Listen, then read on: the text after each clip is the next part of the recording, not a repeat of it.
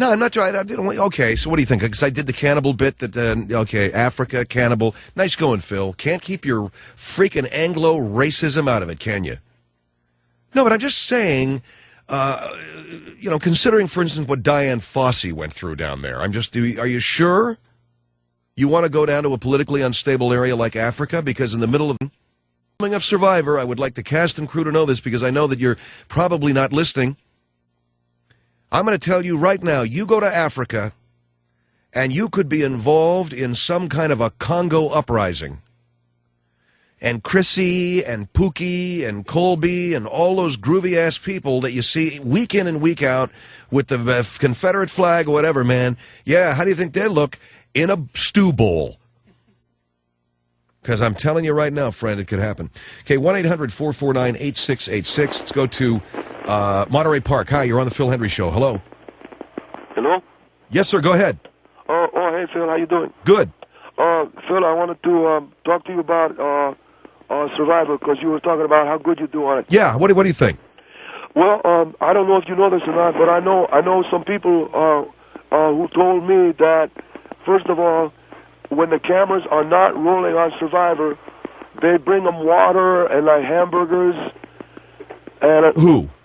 The people who are on Survivor, okay? When the cameras are not on them, okay? Like when there's when the cameras are not filming them. Yeah. They have like burger. They've got like a whole dessert station, and they have a buffet. What?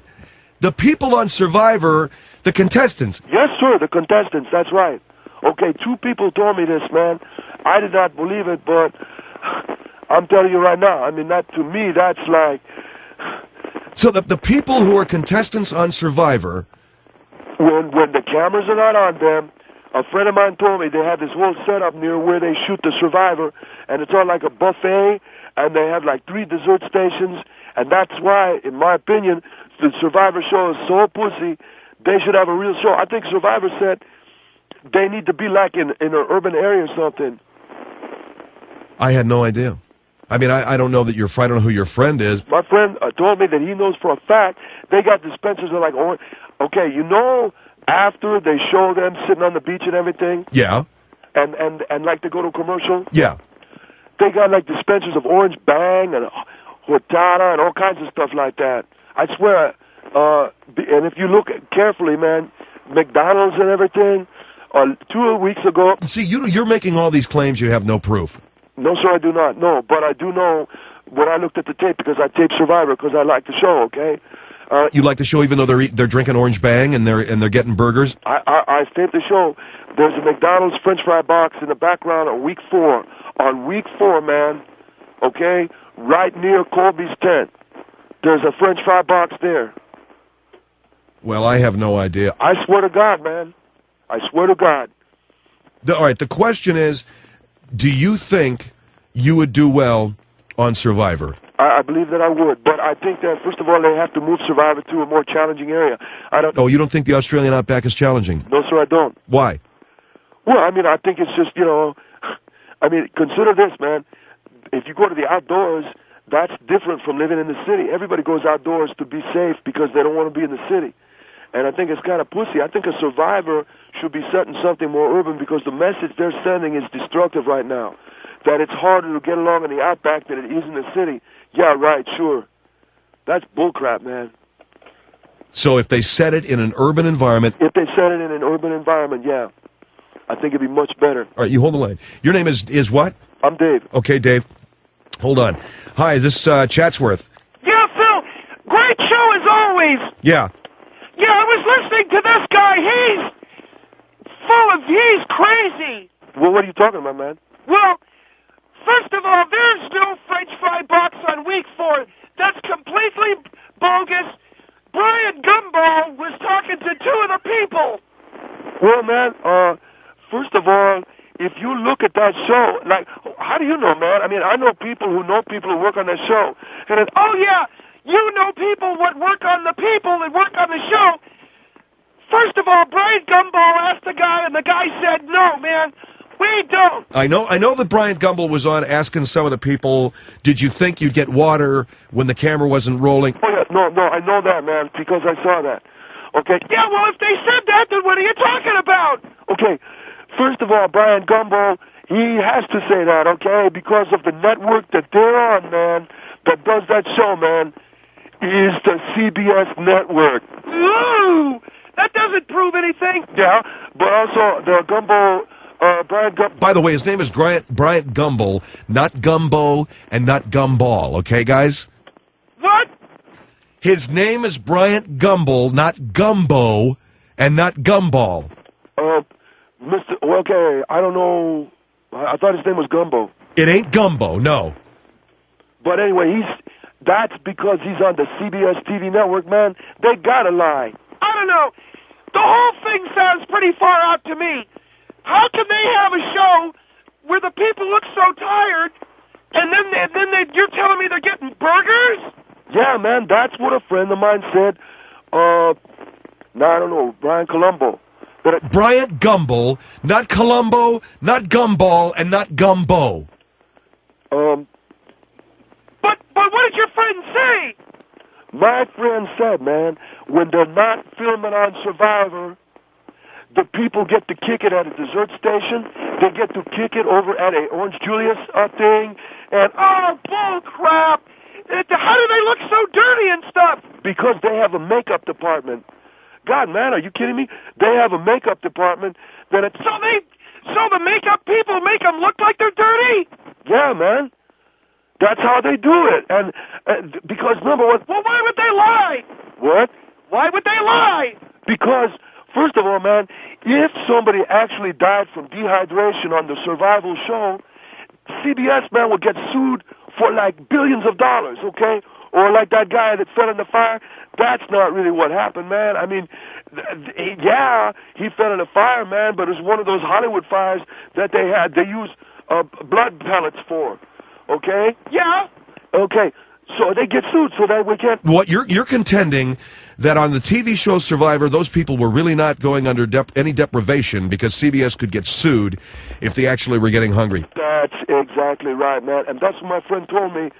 This friend of his knows, okay? Well, if that's the case, then CBS has a lot of answering to do, including Brian Gumbo.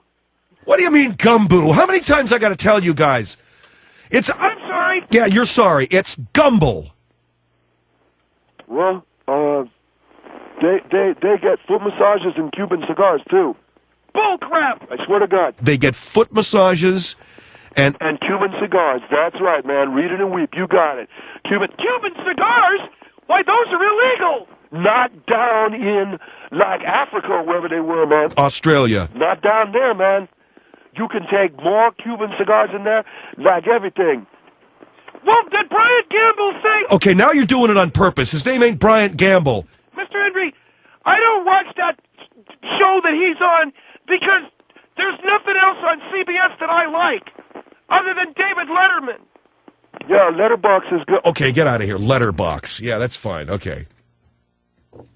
Yeah, man, I watched David Letterbox, and I really dig Bryant Gumbo. 1-800-449-8686. This kid right about... What am I talking about? Is he right?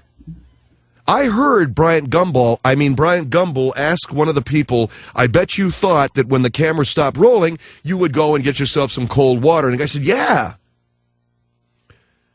And then Gumball looked at him. Gumbel.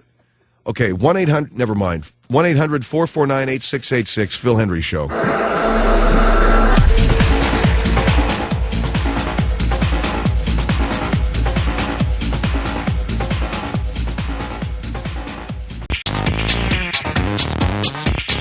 Here's Phil Hendry, 1-800-449-8686. I want to take this opportunity now to make a very special announcement. I've been thinking about this literally for months.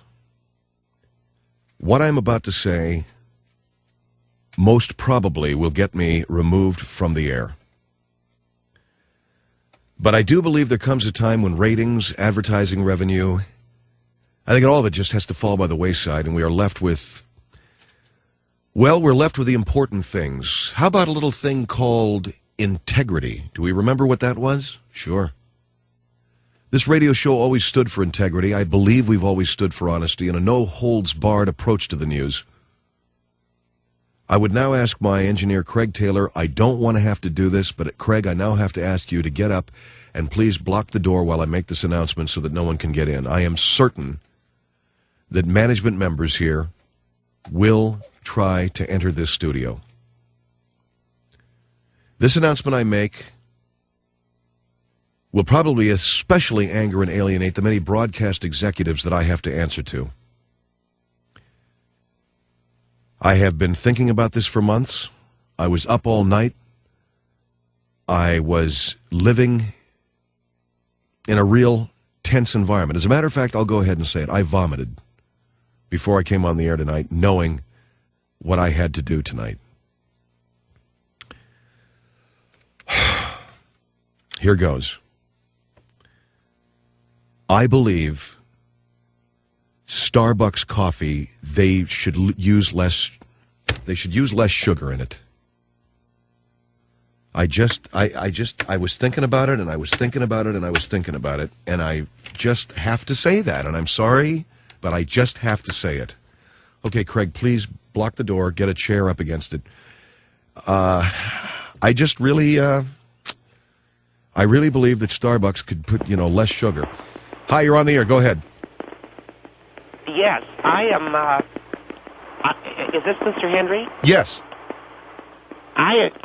Ordinarily, I agree with the things you say, but for you to say what you just said about Starbucks, and with children listening... Look, lady, this is how I feel, and... Oh, you talk show hosts, you're always with how... I hope that the FCCF gets a tape of this, because you've broadcasted it for the last time, if I have anything to say about it, and I know that I don't. And well, ma'am, I'm telling you right now that I just believe that Starbucks, they need to back off the sugar, okay?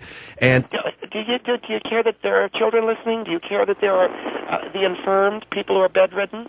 Is that all that this is about? Ma'am, I have been... Oh, don't give me that. I've been listening to you now for a few months.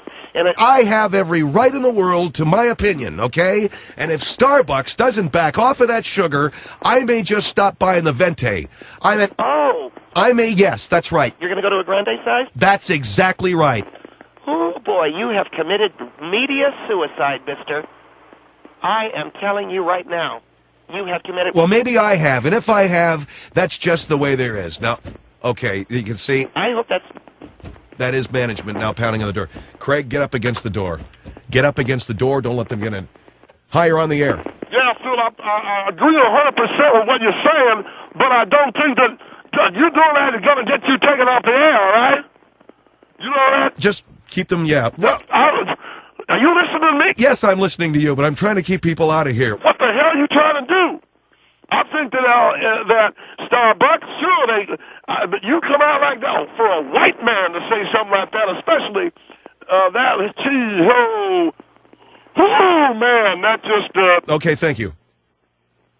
So as you can see, the calls are pouring in right now. I think Starbucks coffee sucks. What do you think about that, huh? Don't let him in, Craig. I can see him at the door right now. You can hear that, see? No, he ain't getting in. Yeah, that's right. You heard me right. I think it sucks. And I'll tell you something else, too. You know those bags of beans they sell? Christmas blend, Italian blend. It's all the same bean. It ain't any different. They've repackaged the same bean into different bags. Hi, you're on the air. Mr. Henry, a lot of what you say I agree with, and a lot of what you say I also agree with. But for you right now, I think you need to get clear of that station.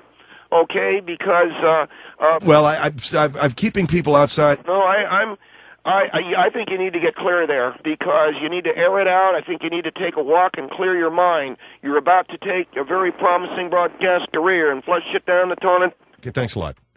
Guy's freaky, man. 1-800-449-8686. Hi, you're on the air. Yes, Phil, I think you're wonderful, but I am going to miss you because of what you have said. And I know, I'm going to get fired. That's right, you can't mess with that Starbucks. Starbucks is a wonderful, wonderful coffee company. There was also a group that did a song called Moonlight Feels Right, and that group was called Starbuck. You see what I'm saying? So Get out of here. well, what are you trying to do? Moonlight feels right. Why? I just remember going in there one day and saying to myself, I've had it. I've had it with the amount of sweetener they put in this stuff. And I went up to the guy, and I'll never forget the look in his face when I went up to him and I said, may I please have one without any sweetener in it? And I shook, yes. I lost my mud, yes. But I said what I had to say. And I stood there, and the guy looked at me, and you know what he said to me? He said, okay, how about that? How about that? I'm going to be taking a leave of absence, obviously, because of the problems that I've caused for myself. But I would like to remind you that I'll be on the air next week when we go in depth into a very, very controversial subject. How much we all really don't like the New York Yankees. Well, here comes the straitjacket. So I have to leave now. Our number is 1-800-449-8686. I guess you'll be calling in and talking to some disembodied voice. Because no more phone call. I really love your program, Phil. I hope. That's fine. Thank you. I'm out of here, okay? 1-800-449-8686. I hate the Yankees.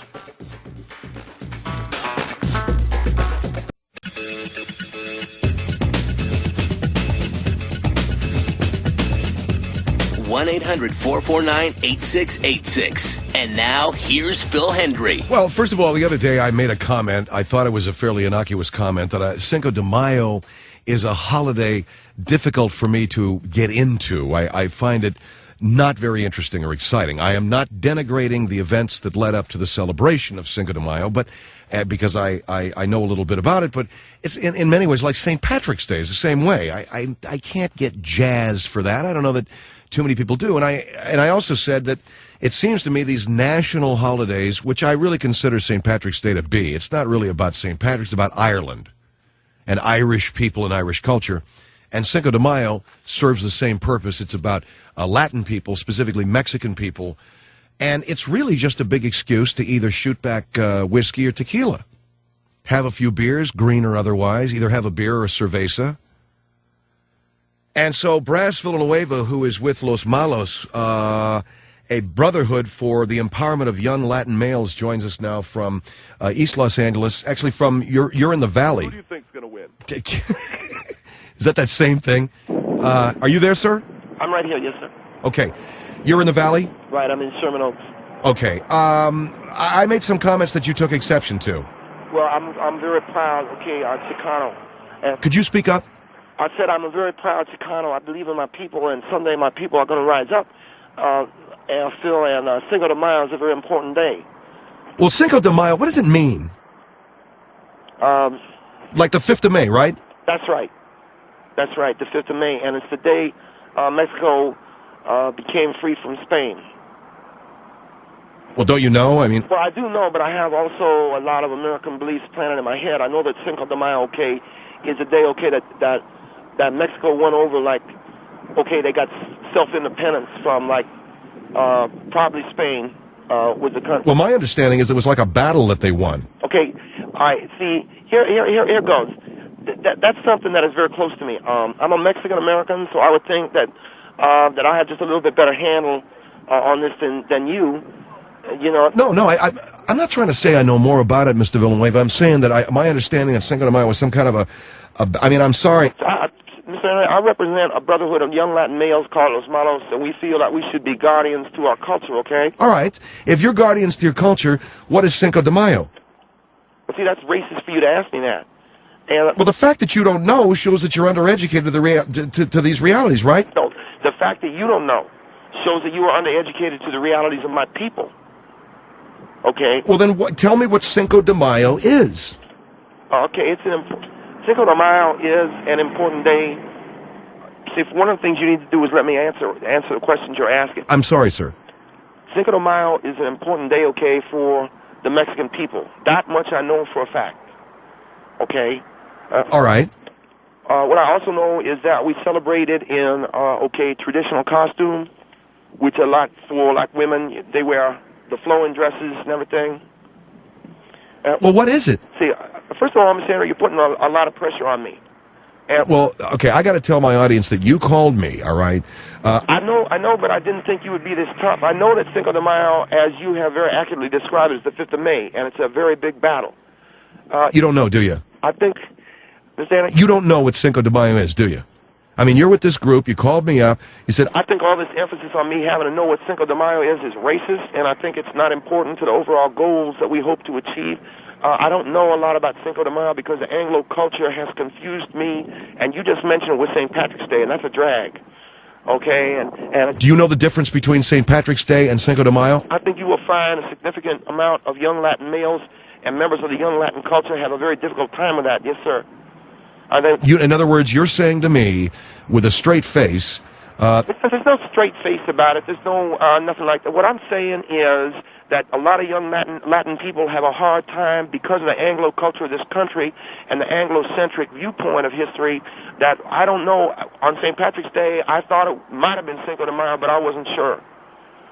Well, if you know that Cinco de Mayo is the 5th of May, how could you confuse that with St. Patrick's Day, which is in March? I think that that we are really off the point, okay?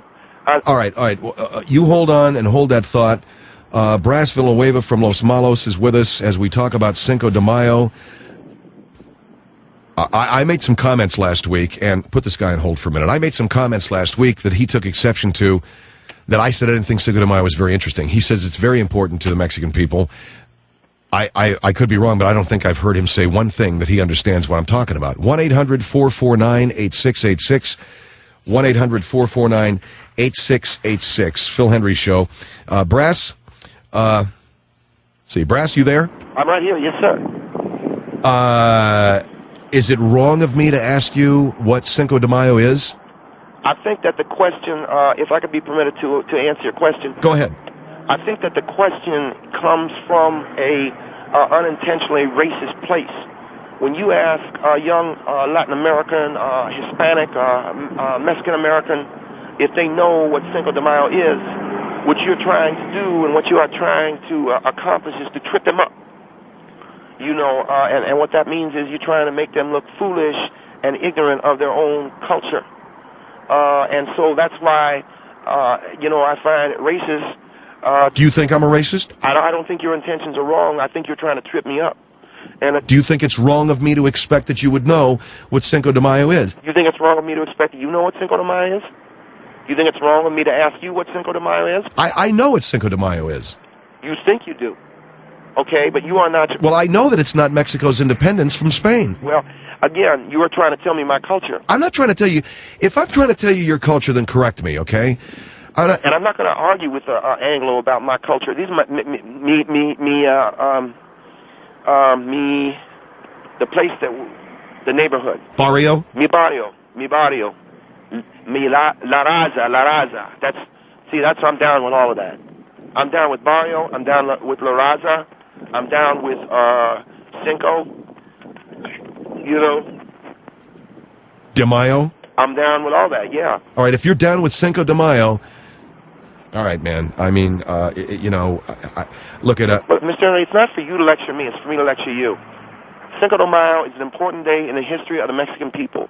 We won, we got victory over oppression, and it was Spain. We got free, and every year when they have Cinco de Mayo, my people, mi barrio, we go nuts. We have a good time and everything. Wait, and what about France? Did France figure in Cinco de Mayo? You are trying to trip me up again, okay?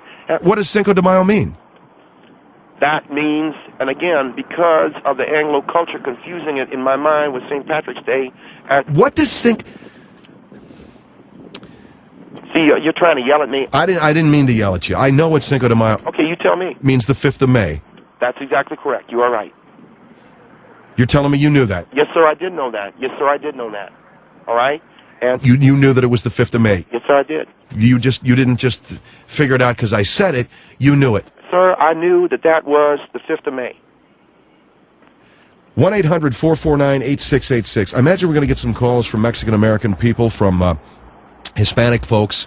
Would you like to take some calls? I'm very welcome to take calls from any of my people, because that's what I'm about. I'm about my people, and I'm about empowering my people. All right, 1-800-449-8686. With me is Brass Villanueva from Los Malos. Pablo, you're on the Phil Hendry Show. Hello. Hello, how are you? Good, sir. How are you? Fine, thank you. I just want to say that in order for you to be a leader, you have to know the facts before you be able to lead people. If you don't know your facts about Cinco de Mayo, what are you going to lead people to? Cinco de Mayo was the Battle of Puebla, where Ignacio Zaragoza defeated the French. And it's a good thing he defeated the French, because they were on their way to the States to help the Confederates. You talking to the host of the show? You talking to me? He's talking to you. I'm talking to you. You want to be a leader? Cinco de Mayo is the 5th of May. It is. Okay. Right? Yeah. Okay. Slow down. I can't understand what you're saying. I'm saying the Cinco de Mayo was the Battle of Puebla, Mexico, outside of Mexico City, with the Mexican general Ignacio Zaragoza. My brother, why are you getting on my back? You know. Well, because you're talking about leading. You don't know anything. The first thing about Mexican history, you claim to be Hispanic. You got to know your facts first. Well, you say your name. Puebla, that was the place where they had the battle. Are you named after that battle? No. His name's Pablo. Puebla and Pablo. His name's Pablo. Paul. Puebla. Did you know that Cinco de Mayo means the 5th of May? 5th of May. They defeated the French on the 5th of May. That's where you and I are. See, that's our meeting point. That you both know that the 5th of May is Cinco de Mayo is a wonderful thing. You called my show, Mr. Villanueva, to say that I was making light of a very important date in the history of the Mexican people, and you went on to, and I asked you what's Cinco de Mayo. You didn't know. I don't think it's for the Anglo man to be asking me these questions. I knew what you said, brother. Pablo? Hey, Pablo? Yeah, I'm here. I knew what you said. The 5th of May is what? Cinco de Mayo is what? Go ahead. I want to just check. The Cinco de Mayo was a very famous battle in Mexico. Okay, I can't even break it up. All right, your car phone, your car phone was breaking up. You knew what he was... I knew what he was saying. I was just testing him to make sure he knew. Okay, and what did he know? That Cinco de Mayo... Look, I'm going to let you ask me questions like you are better than me, because I know this is your radio show. I'm not trying to put you down, okay? But the effect of your questions is racist. It's racist, all right? And I'm simply saying... Cinco de Mayo is the 5th of May, and that's when there are, in 100 miles south of Mexico, they had a battle, and that was the turning point for all of Mexico. And okay, 1-800, hold on there, Brass. This guy calls me up and tells me I don't know what I'm talking about. 100 miles south of Mexico. 1-800-449-8686. My guest is Brass Villanueva from Los Malos. This is the Phil Hendry Show.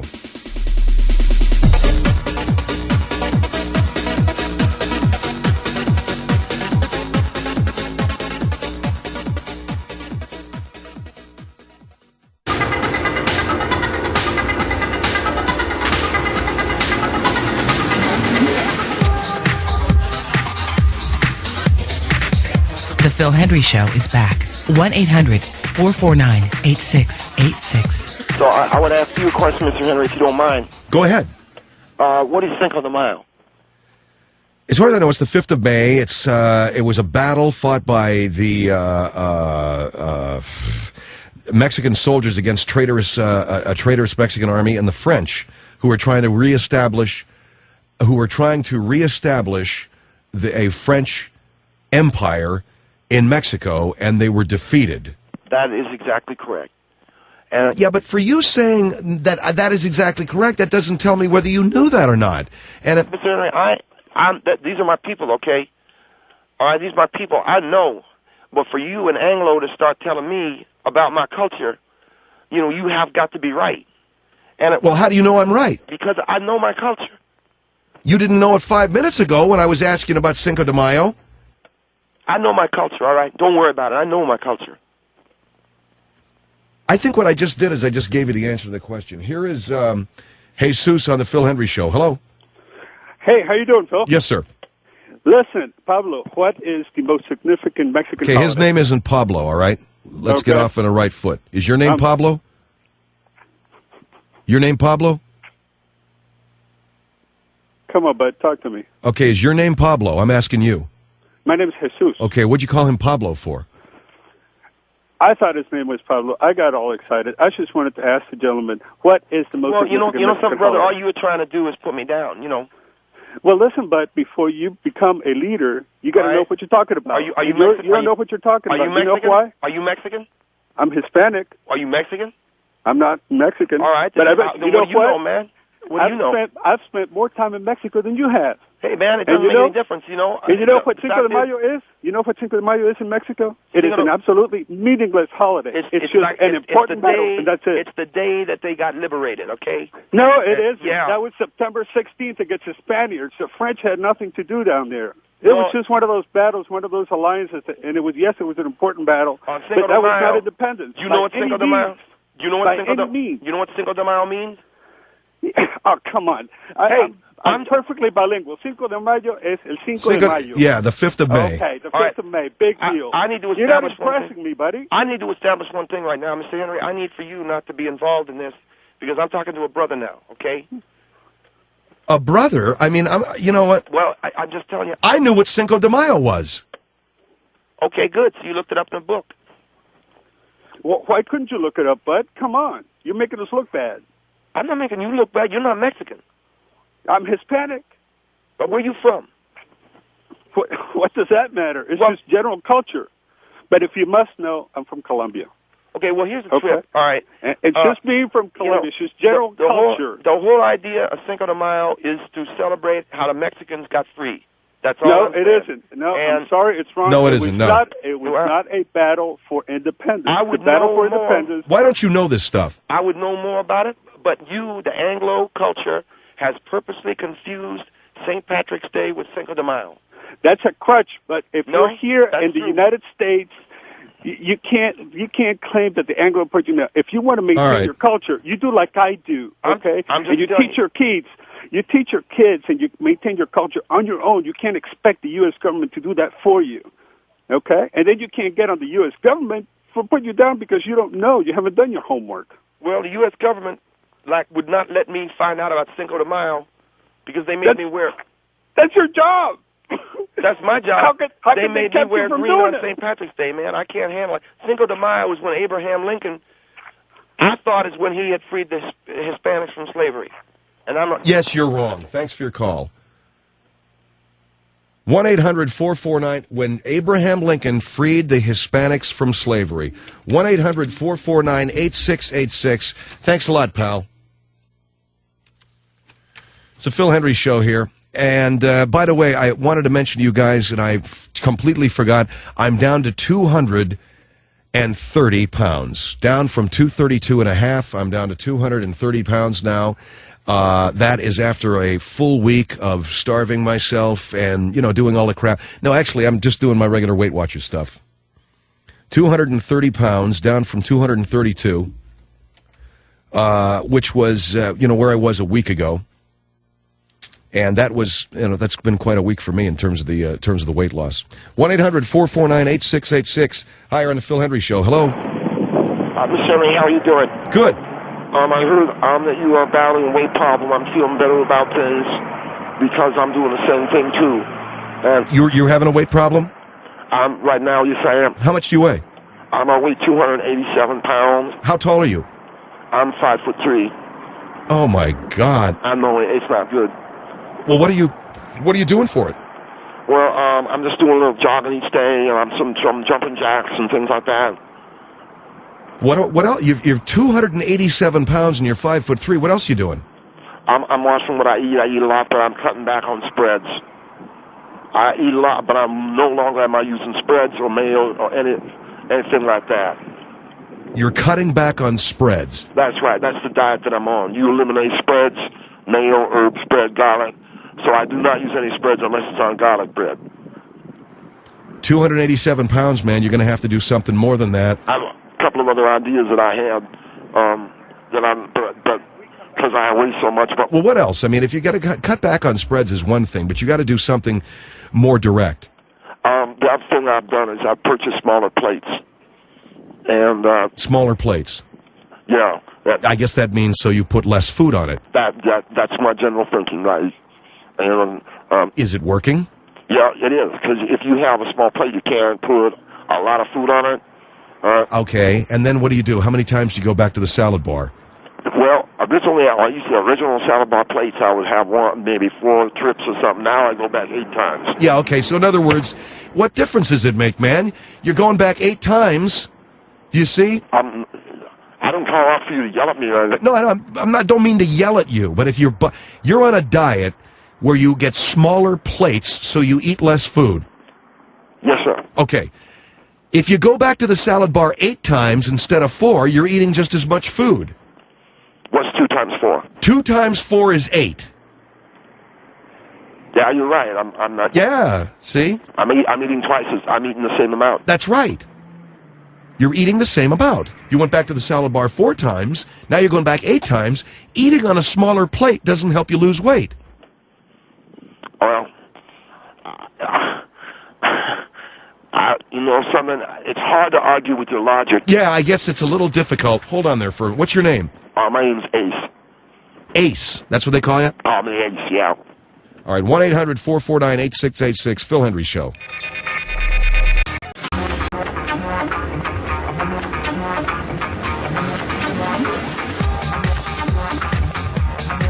Here's Phil Hendry, 1-800-449-8686. Okay, we're going to play a round of Keep Phil from hanging up on you. The number is 1-800-449-8686. If you can keep me from hanging up on you, over the span of 45 seconds, you win a picture disc, a Best of the Phil Hendry Show picture disc. This is a very rare prize indeed. It is a vinyl disc upon which are the cuts for our Best of the Year 2000 album. And it is a picture disc, so it has my face on it, and it has all kinds of stuff that you can actually put a needle on. If you get the concept of a picture disc, if you're a collector, it's kind of a cool thing, but you're going to have to win it by keeping me from hanging up on you. Our, semi-monthly Keep Phil from hanging up on you contest. You got 45 seconds to stick on the line, and then you're out of here. And you'll be hearing this while you're doing that.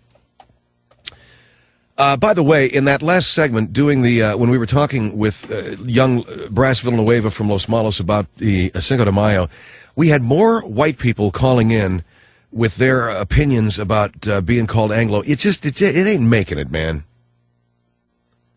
With a bit like that, we needed to talk to some Hispanic listeners. We don't need whitey checking in and feeling all offended, okay? Just take a chill on that. All you white folks, man, with your thin skin, go out and get a tan. Go out and toughen it up there, man, with a little tanning, all right? Get a little Naugahyde skin going. So our number is 1-800-449-8686 for Keep Phil from hanging up on you. You got 45 seconds, and then you do the do. By the way, you can pick up a copy of this by calling 877-616-PHIL, the Best of the Year 2000 picture disc vinyl. By calling 877-616-PHIL, your money goes to My Friend's Place, which is a resource center for homeless and runaway kids in Hollywood. Keep Phil from hanging up on you. What do we got? Nobody? Come on, let's go. Throw somebody up there. Anybody? Put a name up there. Who gives a crap? If they suck, we'll hang up on them. Just put a name up there. Mike? Yes? Go. Bill. Go. All right. I work in an adult entertainment nightclub in Miami, and I got to tell you something that happened a couple of weeks ago. A guy was getting a couch dance or a friction dance from a girl, and he jumped up in excruciating pain, and he starts screaming and going nuts, and come to find out he had a pack of matches in his pocket. And this girl was grinding on him so well that it set the matches off, and it burned his leg. How much time? Oh, you're way under the mark, brother. Well. Thanks for calling. Not a bad story, but you got to, keep going. You got to get to 45 seconds. That's the whole idea. And I don't believe that story. Grinding on him so hard that it set the matches off and it burned his leg. Although if you made the story up, I guess you'd be saying something like, and it, set fire to his scrotilia. Here is Jay on the Phil Hendry Show. Jay? Hello? Ready? 1-800-449-8686. Keep Phil from hanging up on you. Okay? Don't hang up on yourself, dumbass. I'm going to sit here and wait. Here we go. Who do we got? Another guy named Mike? Go ahead, Mike. Yeah, I was loaded on pure grain alcohol with my... See you later. Okay, you really got to be interesting today, baby. 45 seconds. You got a picture disc vinyl. No jive. No shtick. No lightweight shtick, which is what we got there from Charlotte there. Nice going, Jay. All right, let's go to Terrence. Terrence, you ready? Yeah, I'm ready. Here we go. All right, I don't really know what to say. You suck, too. Okay, you cats, man, when I give you an opportunity to go 45 seconds and keep me from hanging up on you, that means you have to be interesting, which I know for many of you is a serious stretch. You have to actually be interesting for 45 seconds, and I know that I'm asking almost the impossible for many of you, especially you guys from North Carolina. All right, let's go to David. You there? Yeah. Here we go. I am, actually. Go ahead. How are you doing? See you later, David. Okay, let's see. What do you got? Bob? Bob, go ahead. You got 45 seconds. Keep Phil from hanging up on you. Go. Yep, he sucked too. So there you go. And that was from Salinas. All those Central California and North Carolina calls. Sometimes you can't tell the difference. Where does one end and the other begin? North Carolina, Central California, who knows? Okay, here's Michael in Santa Cruz. Probably the board op, right? No. Was working out at one of the local workout places with one of my friends, and there was this... Okay, you suck too. All right, let's go to Jack. You there? Yeah. Go ahead, Jack. Go ahead. Yeah, I was delivering pizza down in Florida one time, and the door was about halfway open. The woman came to the door, and she said... Okay, is that guy, like, doing a fake black voice? No good calls today, Mike. They're all really stiffs, and they're all cranks. Every last one of them. I mean, all over. Here's another guy from Charlotte. Are we live in Charlotte tonight or something? We're usually on tape. What station you listening to there, Ace? 95.7. Are we live? No. I listen to live webcast. You listen to the live webcast? Yeah. You ready? All right. All right, man. So, yeah, I go to this bar, and, Okay, that's the end of Keep Phil from hanging up on you. Oh, my God, are you guys losers? I mean, with a capital L. I put my guts into this show every day. I mean, we got 3 hours of solid stuff, and you cats can't keep it up for 45 seconds? I pity your wives. You guys can't keep it up for 45 seconds. Not even 5 seconds, some of you dudes. Spend a little less time around that knothole and a little more time socializing with normal people. Okay, that's the end of that. We gave away 3 picture discs 2 weeks ago. Right out of the gate, people were awesome. But tonight, and I think it's because we're getting a lot of those. For some reason, there's too many people checking in from Charlotte. I'm kidding. I don't want to offend anybody. Whoo, baby. You know, one of the things we have to do is probably promote it sooner so you have more of a time to screen it. I don't know how you screen something like that. How do you screen it? What, you've got an interesting story? Yeah, is that what you say to them? What do you say to them? I can't read lips, Mike. Basically, you just tell them to what? Keep them from hanging up on you. Well, you guys are you're not getting it done tonight. Okay. It's Phil Hendry Show. We'll be back.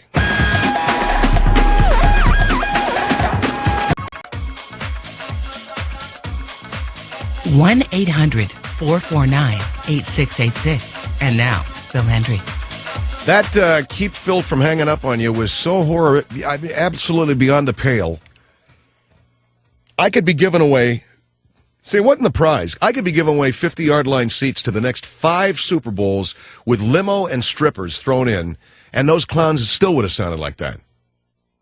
Hey, man, I got a naked woman, a limousine, and tickets to the Super Bowl. What do you think? Yeah,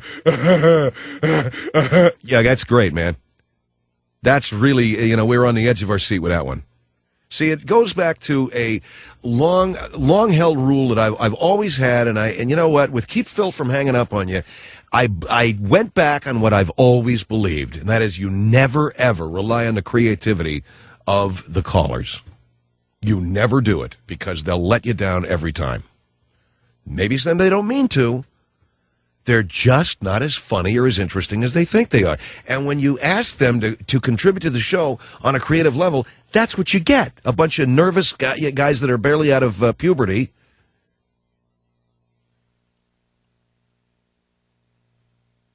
So I think we have to rethink that bit. I think we got to dump it from the show. We're dumping it from the lineup. It's over. It's over. It could have been a beautiful thing, but it's over. It was cool last week. Maybe we'll do it one more time. Huh? It's all your fault, too. God knows it's not my fault. My execution was impeccable when I said, give us a call at 1-800-44... But then you guys came in with your weak-ass stuff. So, sir, I don't know if you heard this, but Survivor is considering having a star-studded version. In other words, they're considering putting celebrities on Survivor, according to one of their executives. We're thinking about a celebrity version, said Les Moonves of CBS. Access Hollywood, in an interview set to air before Thursday's final episode of Survivor, the Australian Outback, on many local TV stations, he said Ray Romano of the CBS sitcom wants to be on a celebrity version, and Los Angeles Laker Kobe Bryant has expressed an interest. He also said Kate Hudson, who was nominated for an Oscar this past year for her role in the movie Almost Famous, stood in line for an hour at a recent CBS audition for the third version of the hit show. Kate Hudson. There was no mention of Schwarzenegger or Stallone, but just think about it. The Terminator takes on John Rambo for the ultimate survivor. Okay, well, that's just a bunch of crap that the writer thought he'd throw in, which doesn't mean anything. Who'd you like to see on a Celebrity Survivor? I'd like to see some of these people that think they're tough be on a... Like, I'd like to see Clint Eastwood. I'd love to see him hard-ass his way through a Survivor, wouldn't you? Who else? Bruce Willis. Oh, what I wouldn't give. George Bush. And how about George Freak, as long as we're on George's, George Clooney. Oh, would that be gorgeous, watching those guys falling in the fire. Bruce Willis, George Clooney, Clint Eastwood's too old, man. That guy's like 70-something. That would be just totally unfair. Roseanne Barr. Watch her. I mean, seriously, she'd make a joke out of it for about 4 days. Then when the freaking low blood sugar started kicking in about the 5th day, then there'd be serious hell to pay. Then she'd demand that she be taken out of there. She'd demand that her agent come get her and get her out of there. And the people on the show, if they had any butts or galls, if you had any butts or any galls, you would not let her leave. I'm sorry, Miss Barr. But I want to go. No, you can't leave. But my agent... I'm sorry, you're staying. Now sit down. You can't do this to me. Sit down! But I'm hungry. Yeah, oh, are you hungry, huh? What do these look like? Boca burgers? Yeah, Boca burgers. Maybe get you one if you're a good little girl. Well, I just don't have to be on this show if I don't want to be. Well, you're gonna be. You signed up, didn't you? Yeah, but I thought it'd be a lot of fun. Well, it's not, is it, huh? It's tough. You too, Clooney. You sit down. No, I gotta go to it. No, you don't have anything to go to. I gotta take a dump, can't I? No, you want to take a dump? Go behind that tree. Here's a leaf. See you later. What the hell are you guys doing? Oh, yeah. You thought you were a real badass in the movies, huh? Here we go, Survivor. Whoa. Let's see what you got, baby. Sit there in a freaking folding chair, you know, with a banana split. Okay, Bruce, show me what you got. You know what I would love is to have all those guys and then just tempt them with, like, banana splits and whatever, milkshakes and stuff. Who else? I wish I had my Entertainment Weekly. Who else? What other hard-ass? How about the guy from, well, they said Schwarzenegger and Stallone. How about, like, cats like, guys that play tough guys in the movies, you know, like gangsters and stuff. How about Robert De Niro? Why Paul Rubin? Why him? Why, you want to see him get beat even further into submission? How about Robert De Niro? Man, that would be beautiful. Joe Pesci, all these badasses. Let's see these guys go to work now out there on Survivor. All right, well, that's the end of that. Phil Hendry's show is produced by somebody, but the whole cast of Sopranos. Paulie Walnuts. What's his face? What's the cat's name? No. The guy that's the head guy. Gandolfini, that guy. Him, Silvio, Paulie Walnuts, and that fat slob that plays Santa Claus now. That Joe Bacala, or whatever. Okay, the show is produced by what's his name, and it's engineered by him. I'm me. Just about.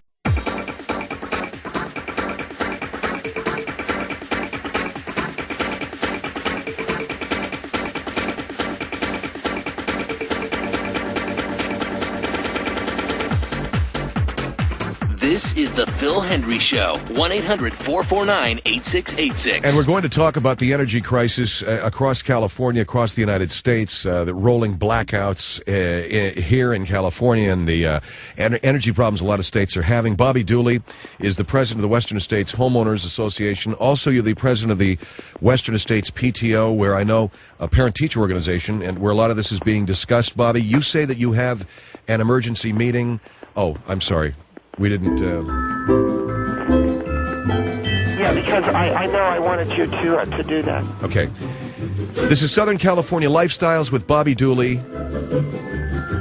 This segment paid for by the Western States Homeowners Association. All right, so you are having a meeting? Yes, Phil. We are calling an emergency meeting of the PTO at Western Estates. It will be held in the Elliott Field Room of the Western Estates Community Center.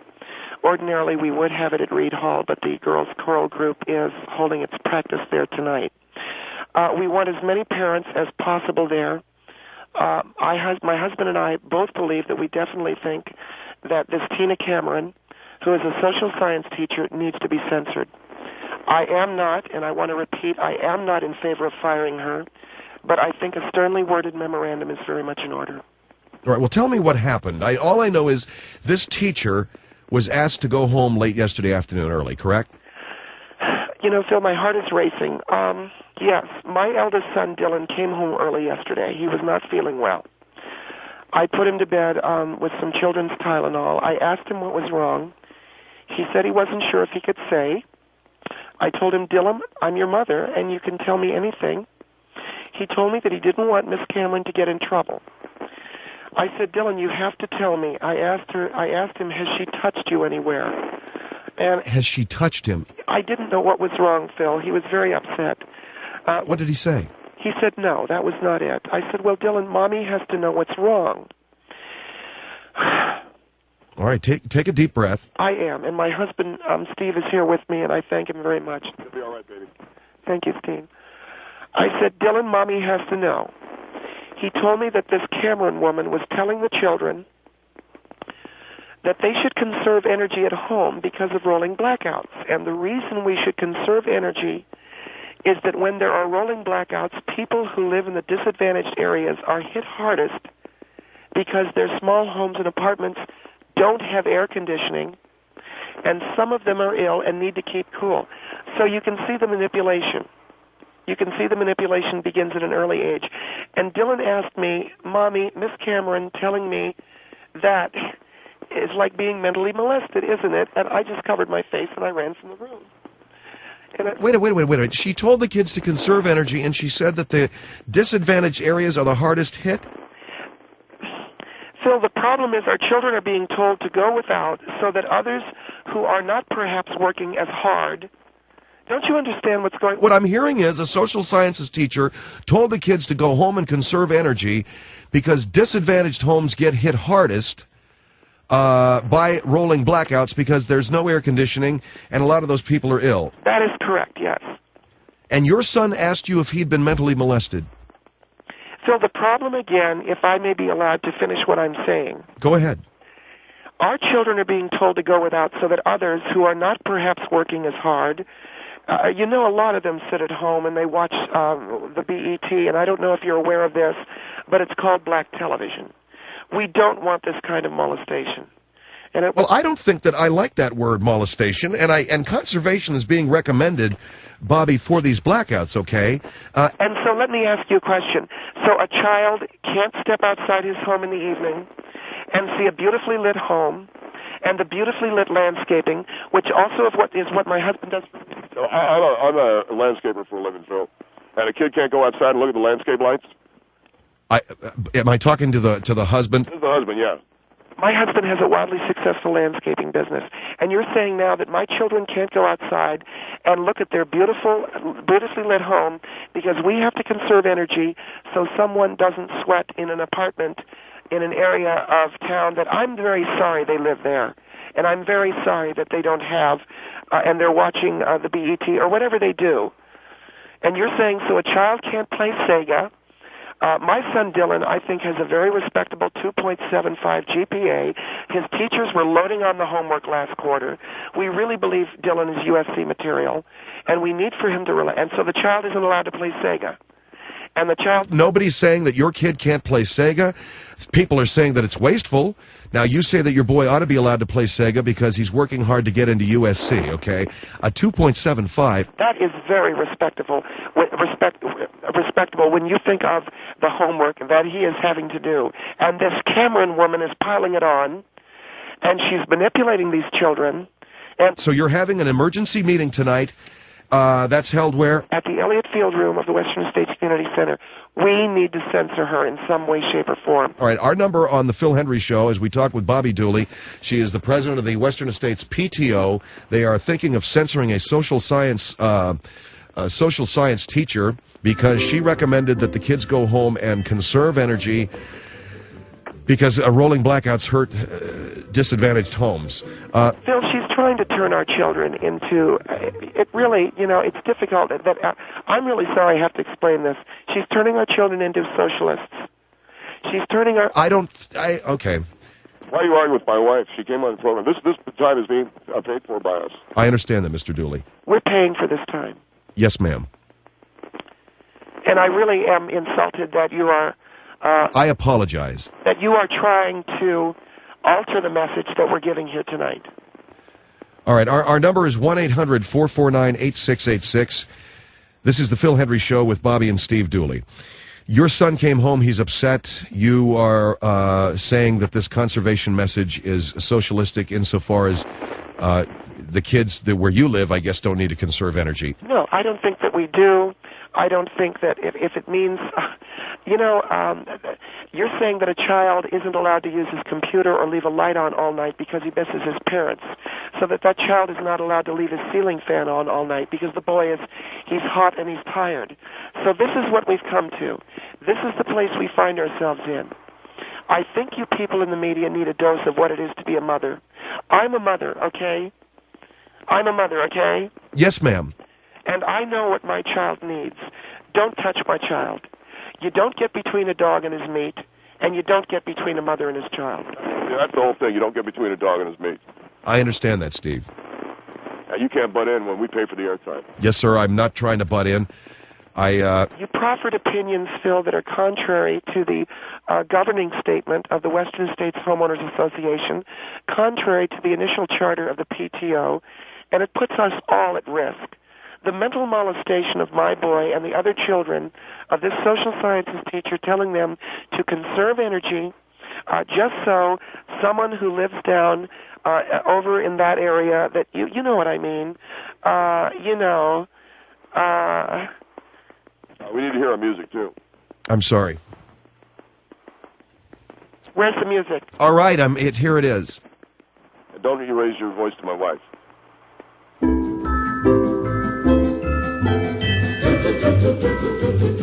This is Southern California Lifestyles. I'm Bobby Dooley, reminding you that it isn't necessarily your duty to conserve energy for people who are not living in homes that are comfortable for them.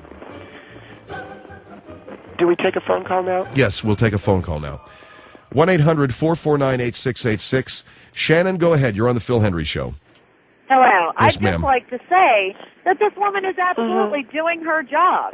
It is her job to teach our children what the right thing to do is. And conserving energy, water, forest land, all of that is part of being a good person. And because you feel that you have money doesn't give you the right to not be a good person.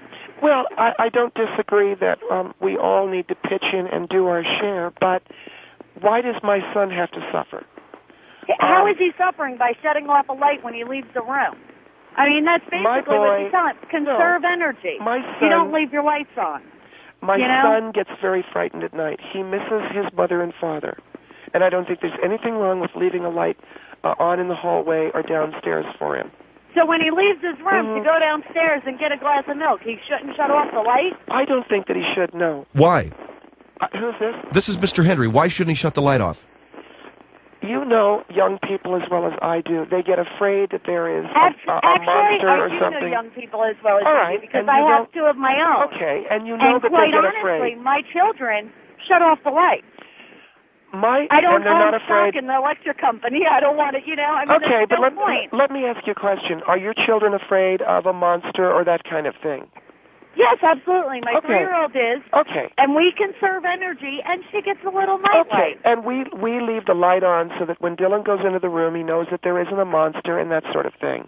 And I don't think your teacher is saying terrify him. I think she's saying if you're going to go downstairs and play Sega, there's no reason for the light and the TV to be on in your room if you're in the family they're room. recommending that they not use the computer for anything other than homework. My boy doesn't have the right to play Sega.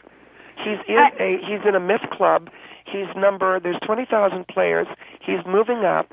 I don't think she's telling him he should never have any fun that has anything to do with electricity. If your boy is number 15,000 on a list of 20,000 myth players, he ought to find another game. How dare you? Yeah, really. How dare both of you? I mean, How honestly, dare you? Ma'am, if your son is playing that much Sega and has a 2.75 GPA, take the Sega away. Maybe he'll get a 4.0. And what are you saying? What are you saying? I'm saying you're sitting there throwing that GPA out in the air. I have an 11-year-old who conserves energy, plays certain games on the computer, and has a 4.0. Oh, so you're saying your son's better than mine? No, my daughter is. Oh, you're saying your daughter's better than mine? I'm saying she's being better raised because I don't lead her to believe that because someone is disadvantaged that they're sitting there watching BET. Well, that was the most ridiculous comment I've ever heard a human being make. Well, you have insulted me as a mother. My boy has a respectable 275 because the woman that told him to conserve energy is the very one that's loading on the homework. And that's why he has... And homework is a problem. In what way? She shouldn't be loading on the homework, okay? 275. Really? A 275 isn't going to get him into USC. How dare you? How dare you? That's barely It ain't going to get him into... All right, listen. Come on, so you're telling us your son is a C average student. Wow. That's very respectable. Oh, God.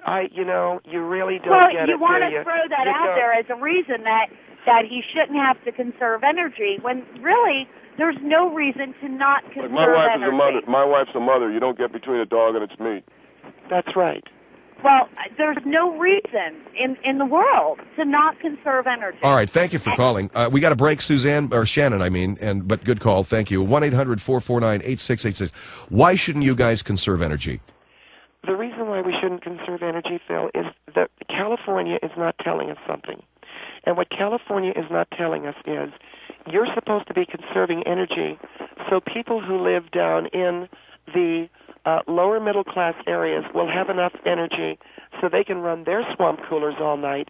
And meanwhile, my son, who has to come into a darkened room where he's afraid there might be, monsters or those things. Your son's a freshman? He's in middle school. What, do you want to make something out of that? Well, no, I don't want to make anything out of it. The idea that he's afraid of a monster under his bed and he's like 11 or 12. 1-800-449-8686. The Phil Hendry Show as we speak here with Bobby Dooley. This is Southern California Lifestyle. She doesn't want to have to conserve energy just so some guy can watch BET. It's the Phil Hendry Show.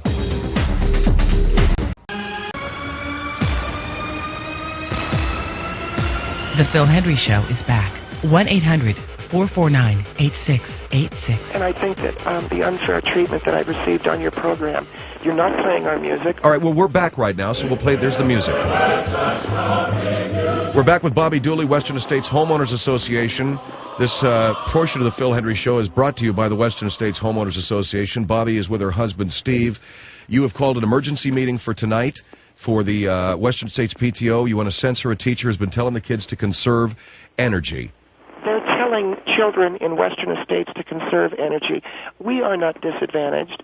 We aren't running generators like we live out in the desert, in the middle of the desert. We are not survivalists. We are not Y2K. We're not Y2K nuts. Yeah, my husband just said we're not Y2K nuts. We can afford our electricity. The reason why they want us to conserve energy is, Phil, I am not racist, and I'm so hurt by that. And well, you're saying these people, you have to conserve energy so everybody that lives in the disadvantaged neighborhoods can watch BET television. Why is it racist? What I'm trying to say is... Why is it racist? What I'm trying to say is, isn't there something better that they could do than watch the BT television? BET. BET television. All right, 1-800-449-8686. Let's go to Joe. Joe, you're on the Phil Hendry Show. Go ahead. Yeah, like I said, I was driving south on the Florida Turnpike tonight listening to the show, and I've got to say this. I think this couple is out of control.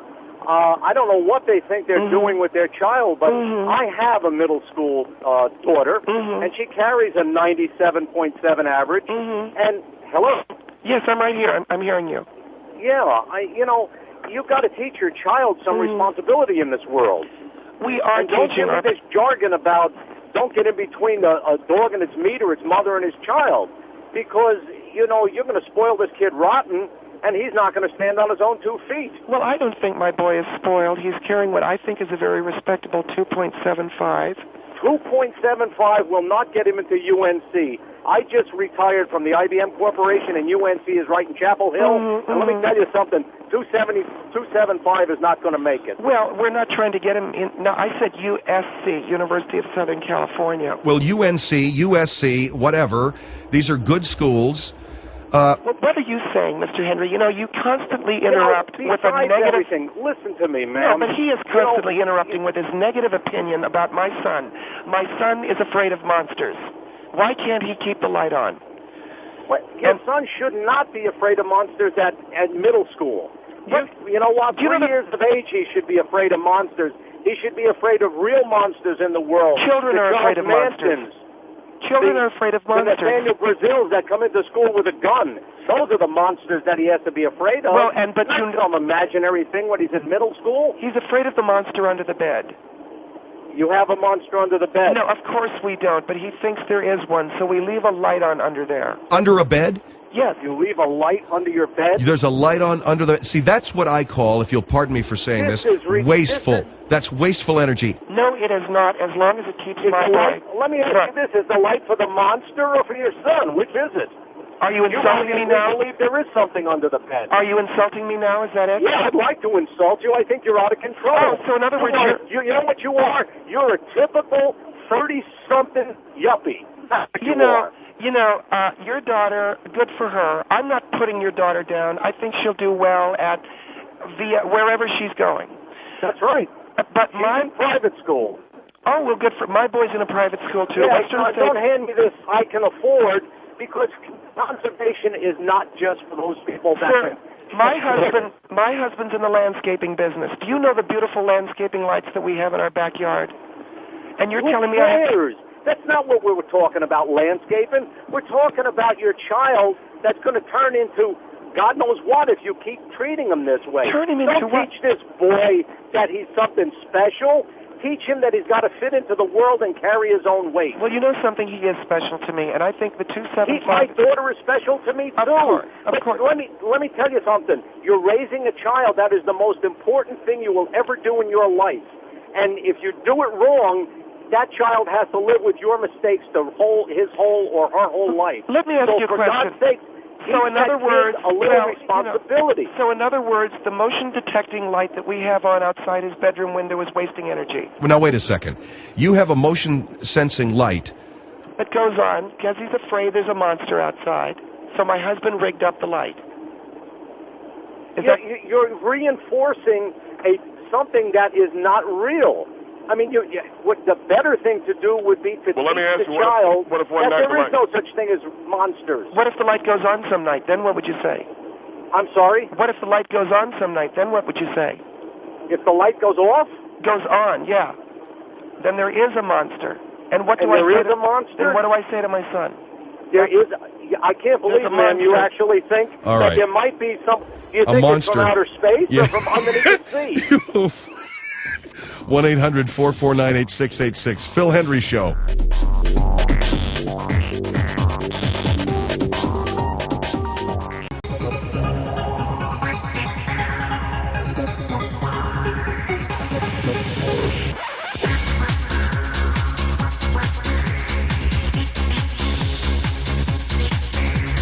Phil Hendry Show. 1-800-449-8686. With Bobby Dooley in Southern California Lifestyles. Bobby on the line. They're thinking of censoring a teacher at Western Estates Homeowners Association, parent-teacher organization. Western Estates High School, right, Bobby?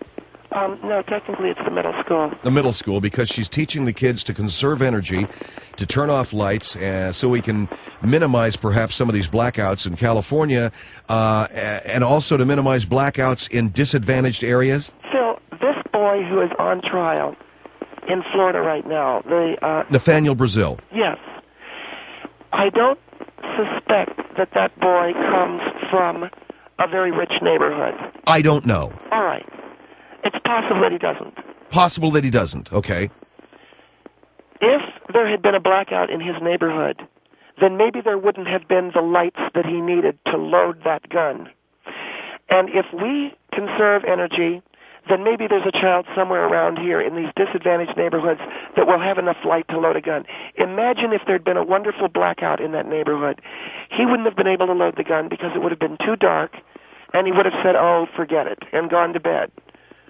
But as it is... Wait. If the rich people in Florida were not conserving energy, then there would have been a blackout in a disadvantaged neighborhood that Nathaniel Brazil lives in. That's correct, yes. Are you going to make fun of me now? No, I just want to get your logic. And therefore there would have been a blackout and he couldn't have loaded the gun. I'm saying it's possible. Are you saying it's not? No, I guess it is possible. It would have been too dark. He would have said, I don't know whether I have the right caliber bullet. Oh, I'm not that mad anyway. You see what happens? Do you see? Hello? Yes, I'm here. I'm digesting what you said. Donna, you're on the Phil Hendry Show. Good evening. Yes, ma'am. I don't know which planet this lady is from, but all she has to do if her child is afraid of a monster is give him a flashlight. They have the extra long-lasting batteries that work very well for monsters. Because I have two grandsons they work very well for that monsters. were very, very afraid of monsters at the age of 2 I don't and believe 4. in monsters. And my boy... And if the monsters came in, I gave them a flashlight, and they went to bed. All they had to do was turn it out. Donna, in and our talking home, about we the don't believe in disadvantaged monsters. Child We don't in believe in Florida, monsters. He was an honorable... Excuse me, lady. Excuse me. Just a minute. Well, we just don't a believe... minute. Give me my moment, If you please. believe in monsters, you're crazy. I don't believe in monsters. You're the one that said to put a nightlight outside your son's house. Because my boy is afraid of the monster. Well, give him a flashlight. The flashlight is something that we don't ordinarily give to a child because he could choke on it. It is an implement. Flashlight? How big is your son's mouth? Excuse me. Lady, if your son can swallow a flashlight... flashlight battery, you've heard of those. Well, keep it a child can swallow that. How is your son going to swallow... Lady, I have a very curious son. He would open it up and swallow one of the batteries. Your son is in middle school, correct? Yes, that is correct. He has a 2.75 average, correct? Yes, he does. We're very proud of that. Well, then he should have sense enough not to put a flashlight in battery in his mouth. Well, he should have sense enough, but do you know that this Nathaniel Brazil... He is in middle school. Nathaniel Brazil should have had sense enough not to shoot a teacher, too. Wait a minute. Wait a moment. He should have had the sense not to shoot a teacher. This boy was an honorable student. Which boy? My boy? boy? The boy in Florida. And he shot a teacher. He shot a teacher. We're not talking about Don't you think he should have had sense? We're not talking about shooting a teacher. We are talking about conserving electricity. You say you forgive a boy for shooting a teacher, but did the boy not who swallows a battery... Lady, I did not say I forgave a Donna boy for Donna's making some good points here, Bobby. Now listen to me. Since I got on the air, Mr. Henry, you have been completely against No, me and he my has husband. not. He has been a perfect gentleman, Absolutely and you not. are the one that is in La La Land. I'm simply saying that my son... How old are you, lady? I'm 38 years of You're age. 38 if it's any years of old. your business. Well, wait just a moment. I am 65 years old. Listen, During World War II, we gave up sugar and everything else and gasoline. Here we go with the World War II story. Well, let We're me living tell in the you, here and lady, now. we didn't have air conditioning. Did you swallow a battery? Hell no, I didn't. I had more sense. Excuse my language. I'm sorry, see, Phil. you forgive the boy. I did not. I did not my forgive the boy. who mistakenly swallowed a double D battery, you don't forgive him. Wait a minute. I did not forgive the boy. You said he came from a poverty area. You're saying you don't want to give a not a battery, Phil, a flashlight. Okay, a flashlight to a kid because he might swallow it. No, I said he might swallow the battery, not the flashlight. Well, whatever, How is he going to get the flashlight batteries out? He's a curious boy. He wants to know how He's things a curious boy. How old is this curious boy? He's 12. He's 12. Yes. Then he should have enough sense. Does he watch for cars going across the street? My son knows Beg how your to pardon, take care of ma'am. himself. Does your son watch for cars going across the street? Is he supposed to? Well, That's I hope why we so. have- I hope so. Don't we have traffic lights for that? Well, you may have traffic lights, but what if somebody's running the traffic light? Is he supposed to Well, step then I out in would front hope of him that I anyway? would hope that someone would give him a ticket. No. What? Do you think there's a police officer on every street? You mean there isn't? You know, this I is beg what your I'm talking pardon. about. You must live in Clinton land because Clinton's the only one that was going to put an officer on every corner. Oh, I see. We're anti-police now, along with I'm everything not else. anti-police. Along with being in favor of shooting a teacher. Now I you're am not anti-police. in favor of shooting a teacher. And yet my son gets read the riot act because he mistakenly put a double D battery into an orifice of his body. Well, I'm sorry. I worked 38 years in the medical field, and the only one that I ever seen do that was drug addicts.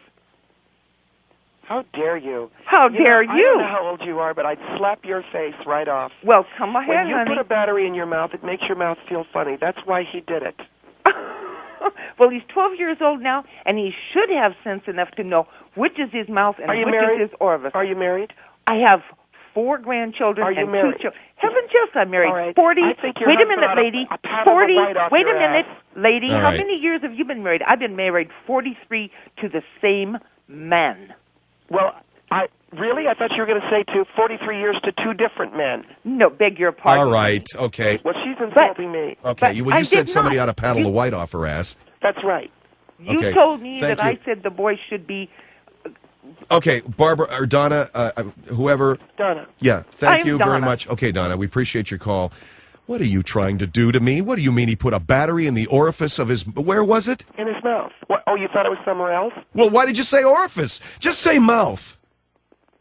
Well, I don't know. Steve, where was it? He put the battery. He's a curious boy. Where did he put the battery?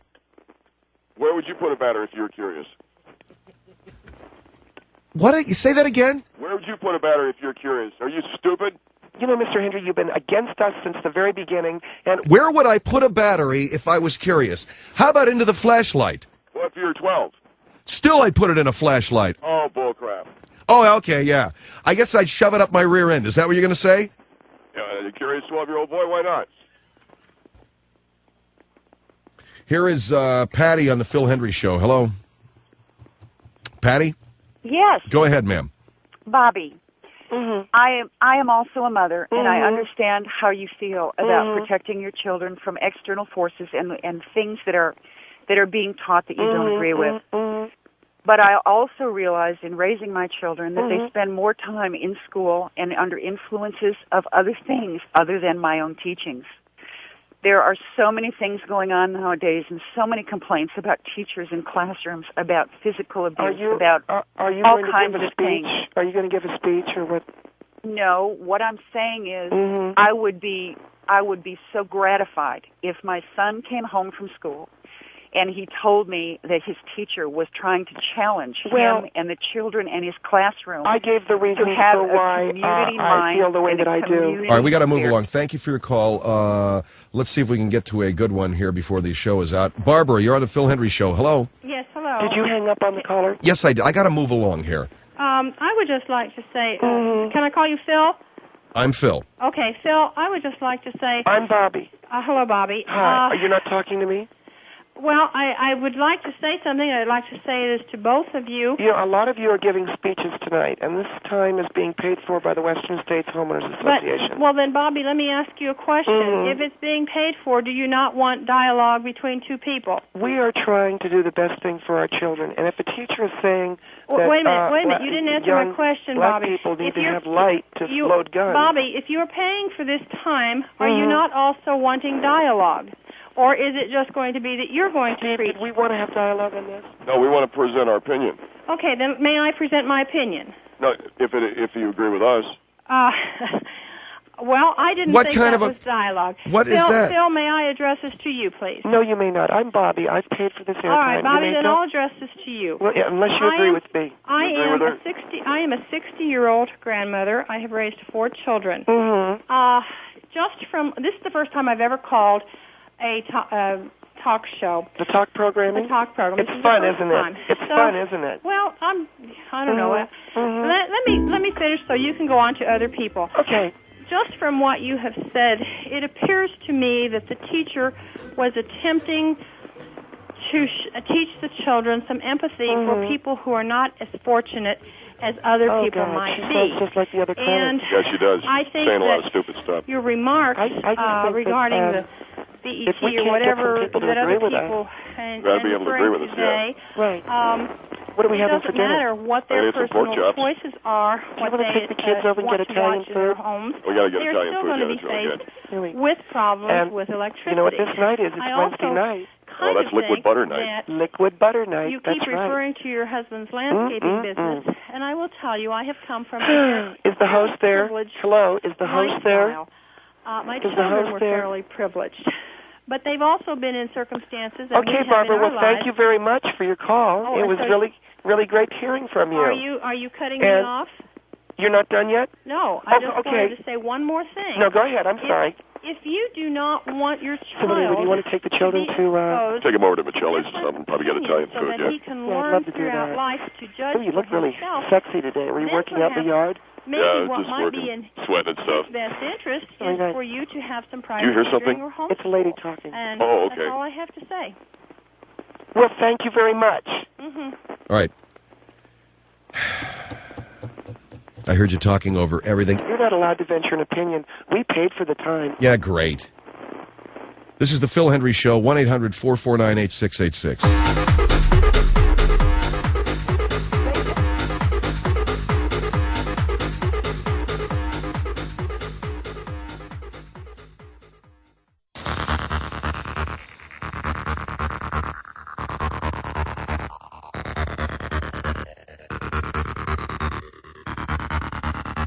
The Phil Hendry Show is back. 1-800-449-8686. Did you see this thing about Nicole Kidman being stalked?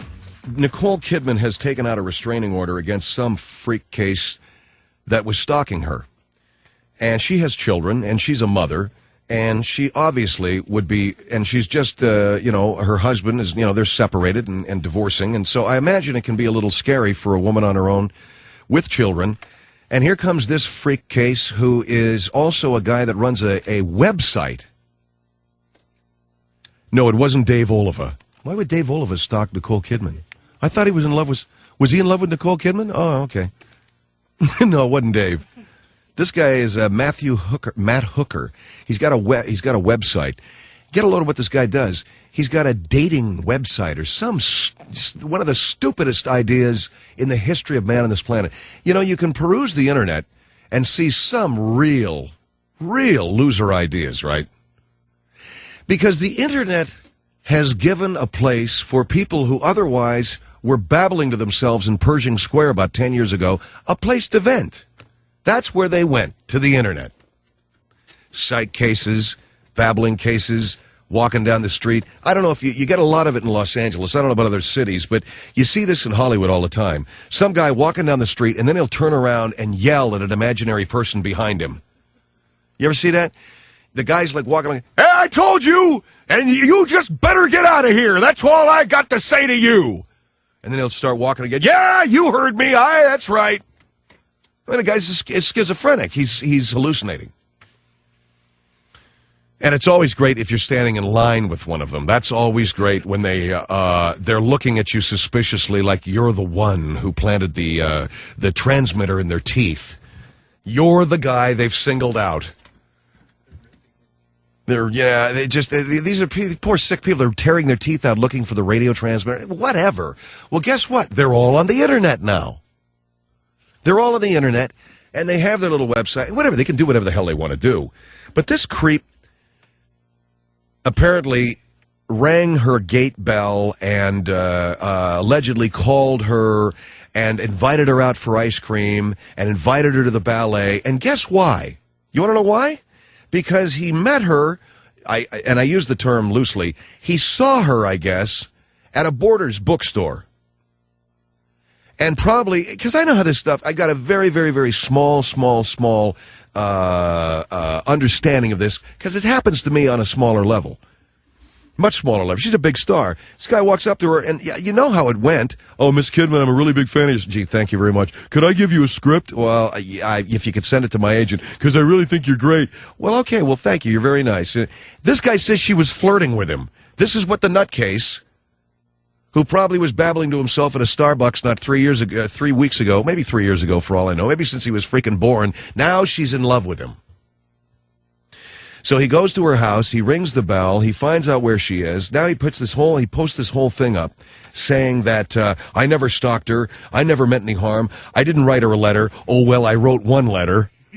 And I never visited her house. Well, I did ring the bell a couple of times. But what's wrong? And the guy puts here, what's wrong with a guy courting a beautiful woman?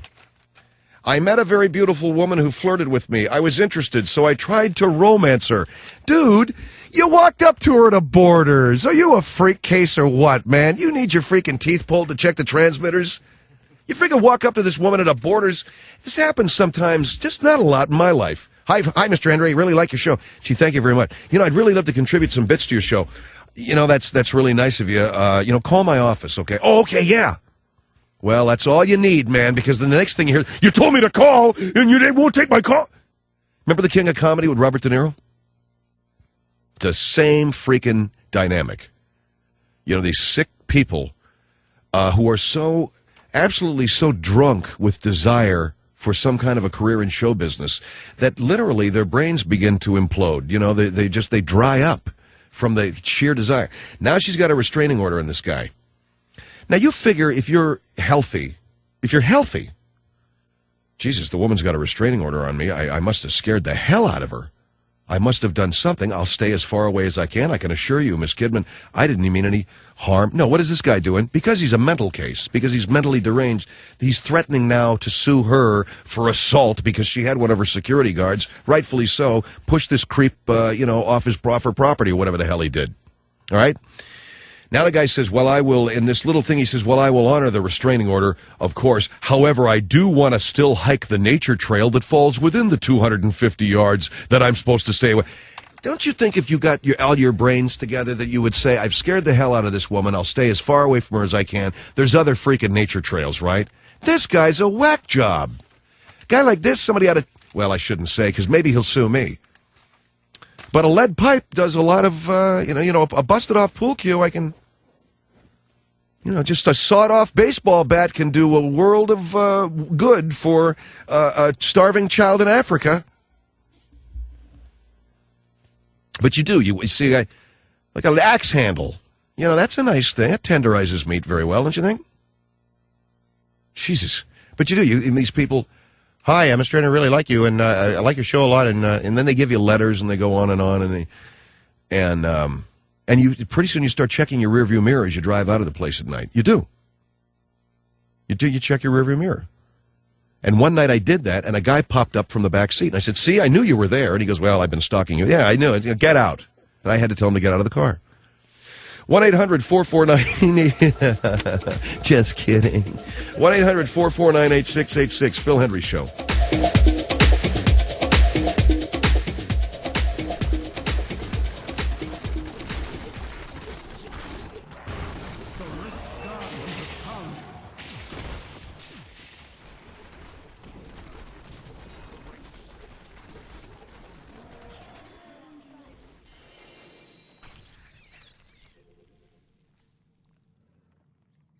preeminence, manliness, heroism, and other symptoms of excess testosterone have been downgraded.